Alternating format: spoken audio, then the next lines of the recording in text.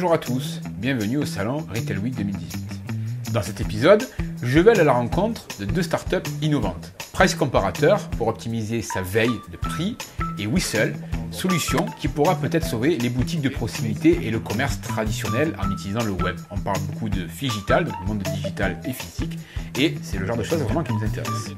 Ne manquez pas les prochains épisodes avec encore plus de solutions élaborées à découvrir. C'est maintenant au parc d'exposition de Versailles, suivez-moi. Le prix aujourd'hui d'un produit est très important, donc on va aller voir cette société qui propose du pricing. Price Comparator.pr, on va aller voir ce qu'ils proposent et comment ça marche. Bonjour. Messieurs, oui, j'arrive à l'improviste avec la caméra. Guillaume, Market Academy, enchanté. Bonjour, Marketer Academy. Enchanté. Alors, est-ce que vous pourriez nous parler de vous, rapidement, comment ça marche, quels sont les gains, pourquoi, combien ça coûte et quand? Tout ça en une seule fois? Ouais, en un coup, en un mot. On va faire bien. C'est bien cadré là? Ouais, c'est parfait. Ok, et ben, je suis Sébastien, je suis le fondateur de Price Comparator. Enchanté. L'idée, c'est comme le nom l'indique, d'être capable de donner à nos clients e-commerçants, D'accord. c'est du B2B, D'accord. le prix pratiqué par leurs concurrents sur le catalogue de produits qui les intéressent. D'accord. Sur plusieurs canaux? C'est du e-commerce dont je parle, donc on va récupérer de la data en ligne avec des robots automatisés, l'intelligence artificielle qui va traiter cette data pour la structurer. Oui. Et donc on récupère tout ce qui est en ligne, Okay. pas de commerce physique pour l'instant. Ok, donc je pourrais avoir le prix d'un concurrent ou d'un produit spécifique sur une marketplace, sur un canal, un shopping? C'est ça, marketplace, et essentiellement des marketplaces organiques, mais aussi beaucoup de sites e-commerce spécialisés ou marchés de niche. Donc je pourrais avoir par exemple un site e-commerce moi, ce qui est pas mon cas, et vouloir scraper, c'est ça, le site de mes concurrents pour récupérer la data. En fait, on a plusieurs types de clients qui viennent nous voir. Soit ce sont des e-commerçants, ils veulent être réactifs par rapport à leur concurrence en temps réel. Okay. On fait de la veille, on fait d'études de marché temps réel, en fait, ça revient vraiment à ça. En particulier sur le prix, mais d'autres variables aussi, on pourra sûrement ça après. Okay. Mais on a aussi du offline qui essayent de se digitaliser. Donc, ils vont utiliser la solution pour faire leur étude de marché, voir s'ils se lancent, quelle marge ils vont pouvoir se permettre de faire ou pas, découvrir le marché finalement et pas se jeter les yeux fermés avec un risque important.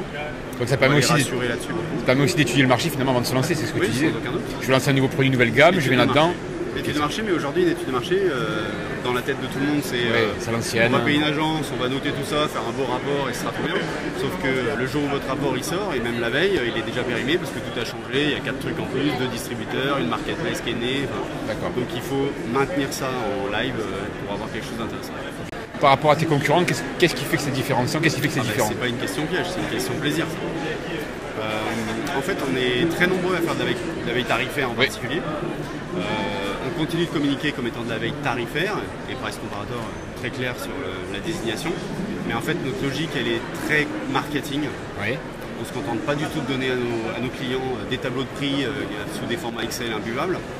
On s'adresse à des e-commerçants qui n'ont pas forcément des formations adaptées, qui ne sont pas avec une équipe de business intelligence ou une équipe market derrière qui va les aider à traiter cette donnée. D'accord. Donc en fait, notre idée, c'est de dire, ok, nous on est comme vous, au départ on est une agence web, donc on connaît bien le job.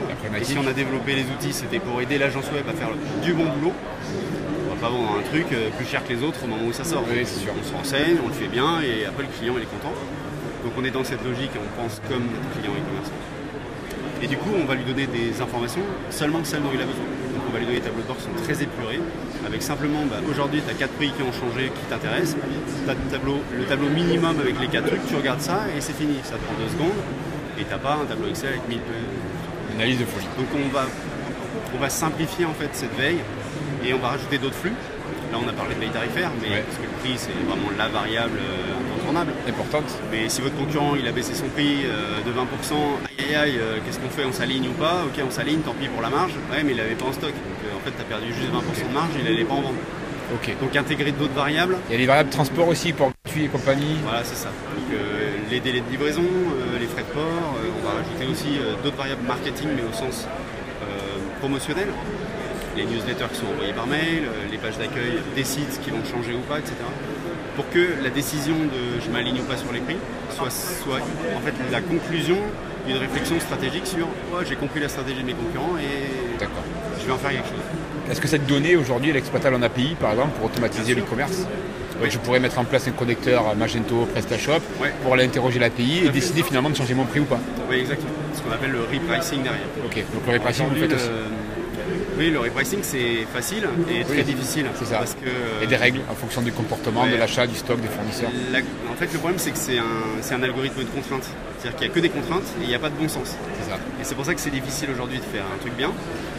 Il ne faut pas simplement se dire je veux une marge minimum en pourcentage, en euros, j'enlève mes frais de port, je regarde s'il y a du stock et puis c'est bon, j'ai un prix et je le balance.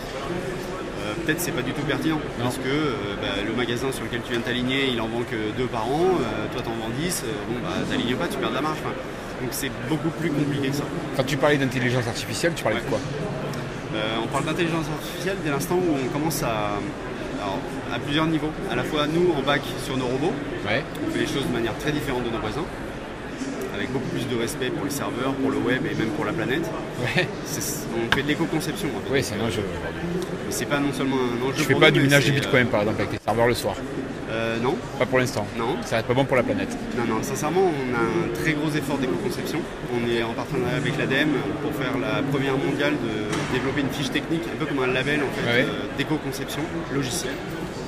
Où on est passé, je fais résumer, mais on est passé d'un node de téraoctet à mégaoctet en fait. D'accord. Nos robots en fait vont pas récupérer tout sur une page quand ils viennent chercher une info. Il y a la photo, il y a de l'Ajax, il y a des trucs qui bougent, mais en fait vous vouliez juste ce mot-là sur la page. Il était dans le HTML, en fait c'est 3 KO et pas 500 KO. Donc nos robots sont éduqués pour faire ça bien. Et du coup on essaie d'avoir une empreinte légale. Parce que parser un site, faire tomber le serveur. Vous envoyez 10 000 requêtes jour à un site, ça a un impact. Donc c'est illégal en plus de lui pourrir la vie. Tout à fait. Puis ses statistiques sont foutues.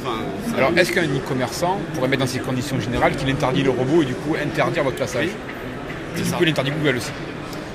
Alors il peut différencier, mais il est autorisé à interdire un robot. Et dans ce cas, tant pis. Le but en fait c'est de faire les choses moins de volume peut-être, mais avec de la qualité et accessoirement légalement et respectueux. Ok, ton prénom? Sébastien. Sébastien, on retrouvera dans la vidéo tout en bas la description avec le lien vers la société directement. N'hésitez pas à commenter sur la chaîne, on fera plaisir de mettre en relation si vous avez des questions. Merci beaucoup. Et avec plaisir, merci à toi. Bon, merci. Avec plaisir. Il y a les e-commerçants pure player, il y a également les e-commerçants qui ont aussi des magasins physiques. Et la problématique aujourd'hui avec le web, c'est comment attirer des gens dans son magasin physique. On va voir ça tout de suite avec nos amis qui sont derrière. Bonjour messieurs, dames. Messieurs, dames. Guillaume Sanchez, Market Academy, agence e-commerce, YouTube, des vidéos, 400 vidéos. Donc on est venu vous poser des questions pour savoir qu'est-ce que vous faites, comment ça marche. Voilà, en 1 minute ou 2, expliquez-nous un petit peu et après on retrouvera votre vidéo sur notre chaîne.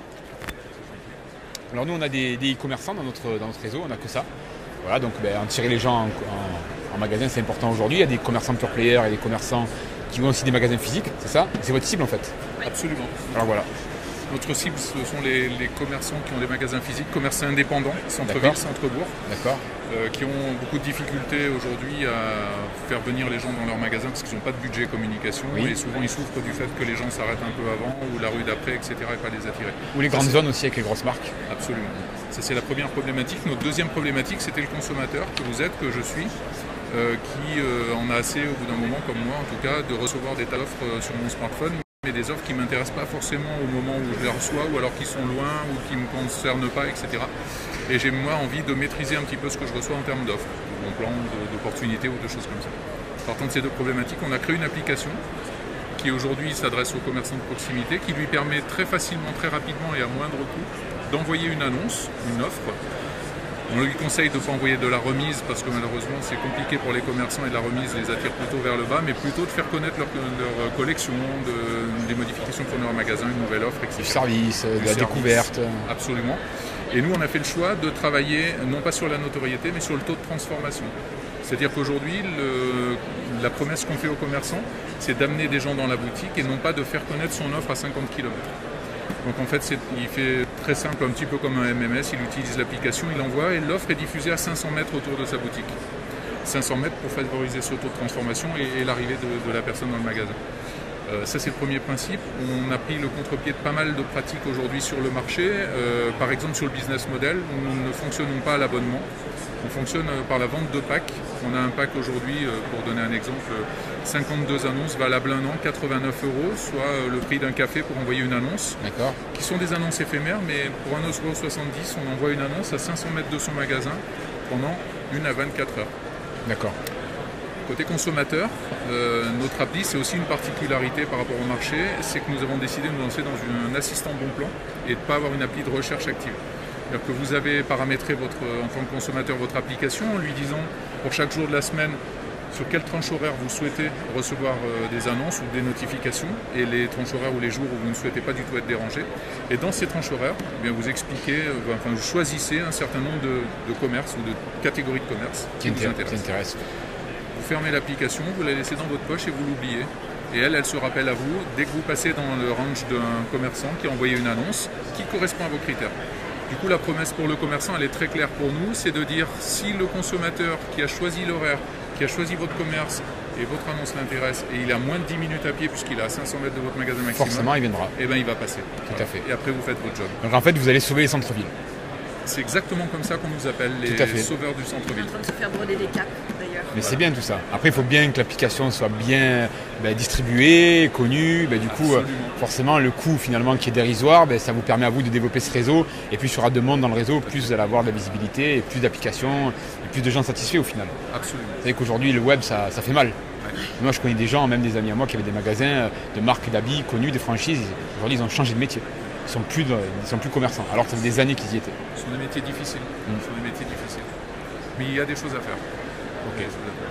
Vous retrouverez en bas de la vidéo donc le détail avec le lien directement et les coordonnées pour vous contacter. N'hésitez pas à poser vos questions et puis on vous mettra en relation avec plaisir. Merci. Merci beaucoup. Merci.